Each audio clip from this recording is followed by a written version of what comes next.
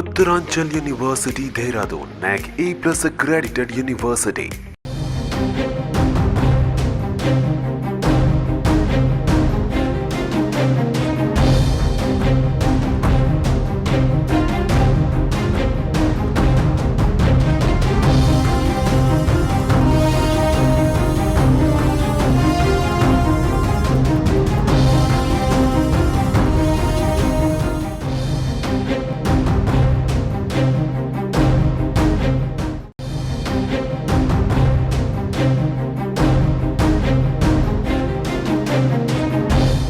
హైదరాబాద్ బేగంపేటలోని ప్రజాభవన్కు బెదిరింపు కాల్ కలకలం రేపింది.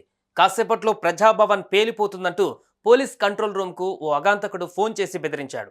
దీంతో అప్రమత్తమైన పోలీసులు బాంబ్ స్క్వాడ్ ద్వారా తనిఖీలు చేపట్టారు. సిబ్బంది సహా అందరినీ ఖాళీ చేయించి బాంబ్ స్క్వాడ్ తనిఖీలు జరుపుతోంది. మరోవైపు ఫోన్ చేసిన అగాంతకుడి ఫోన్ ట్రాప్ చేసే పనిలో పడ్డారు పోలీసులు.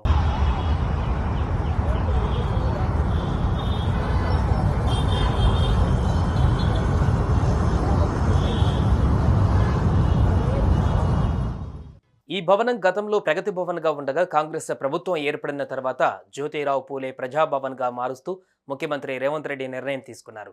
అలాగే ప్రజాభవన్ ముందు ఉన్న ఇనుప కంచెలను కూడా తొలగించి వేశారు. ప్రస్తుతం ప్రజాభవన్ డిప్యూటీ సీఎం బట్టి విక్రమార్కకు అధికారిక నివాసంగా కొనసాగుతుంది. అయితే ప్రజాభవన్లో బాంబు ఉందంటూ ఓ గుర్తు తెలియని వ్యక్తి కంట్రోల్ రూమ్కు ఫోన్ చేశాడు. 10 నిమిషాలలో బాంబు పేలుతుందని హెచ్చరించారు. అప్రమత్తమైన హైదరాబాద్ పోలీసులు ప్రజాభవన్ సిబ్బందికి సమాచారం అందించారు. దీంతో ప్రజాభవన్ వద్ద భారీ బందోబస్తు ఏర్పాటు చేశారు. పోలీసులు ప్రజాభవన్ను తమ ఆధీనంలోకి తీసుకుని క్షుణ్ణంగా పరిశీలిస్తున్నారు. బాంబు బెదిరింపు కాలుకు సంబంధించిన పూర్తి వివరాలు తెలియాల్సి ఉంది.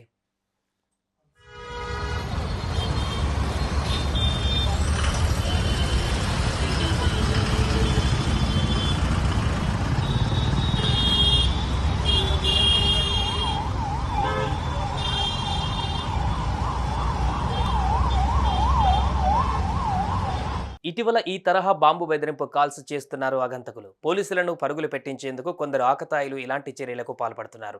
ఢిల్లీ, ముంబై, కోల్కతాలని ప్రముఖ ప్రదేశాలకు బాంబు బెదిరింపు కాల్స్ వచ్చాయి. ఈ తరహా బాంబు బెదిరింపు కాల్స్ వెనుక ఓ ముఠా హస్తం ఉందని పోలీసులు అనుమానిస్తున్నారు. వరుసగా బాంబు బెదిరింపు కాల్స్ వస్తున్న నేపథ్యంలో తెలంగాణ పోలీసులు లోతుగా విచారిస్తున్నారు.